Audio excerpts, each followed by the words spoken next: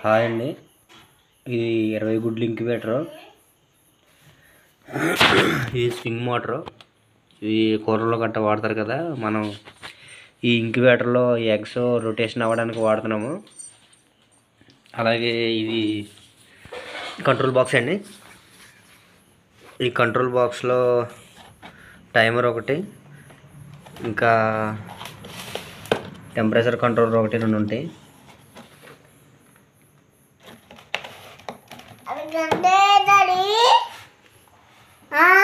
ఇదిగోండి, ఇది టైమరు. ఇది వచ్చి టెంపరేచర్ కంట్రోలరు. అలాగే దీని లోపల ఏముంటే చూపిస్తాను ఒకసారి మీకు.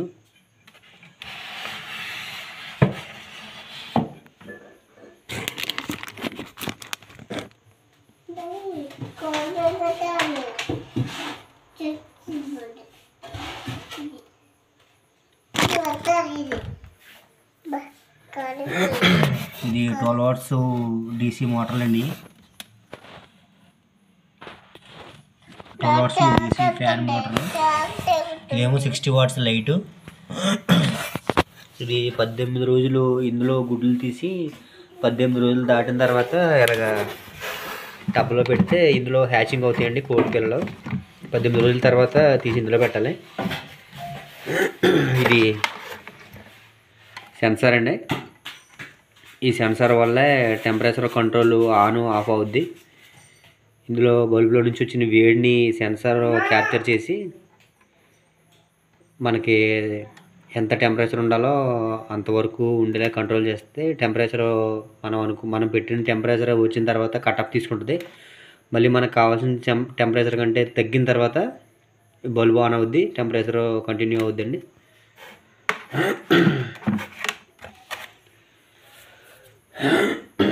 మీకు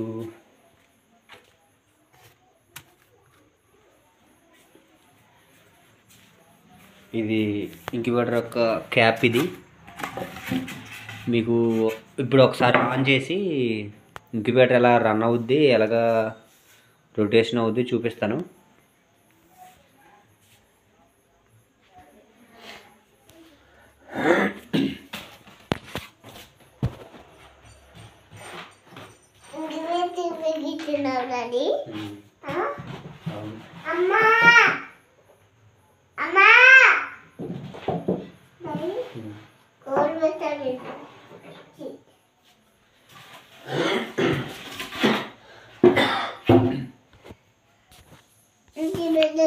ఇప్పుడు ఇంక్యుబేటర్ ఎలా వర్క్ అవుద్దో చూపిస్తానండి.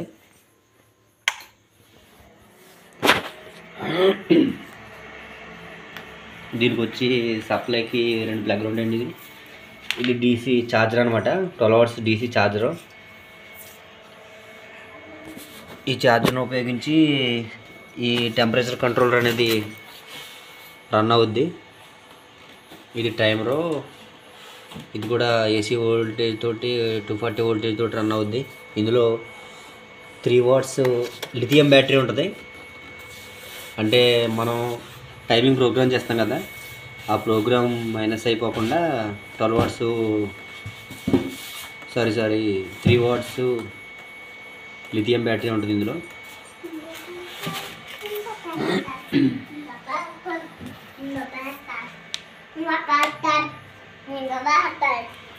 గుడ్లు ఎట్లా రొటేషన్ చూపిస్తాను మీకు, చూడండి. ఇలాగ గుడ్లు అటు ఇటు రొటేషన్ అవుతుంది.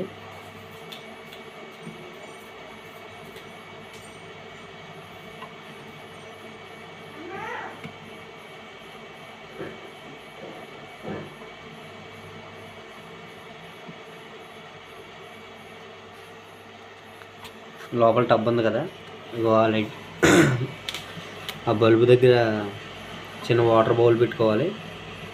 ఇప్పుడు వేడికి ఆవిరి రూపంలో మాయిశ్చర్ వస్తుందండి. ఆ మాయిశ్చర్ వల్లే గుడ్లు తేమ తగులుతుంది. ఆ తేమ ఖచ్చితంగా ఉండాలి.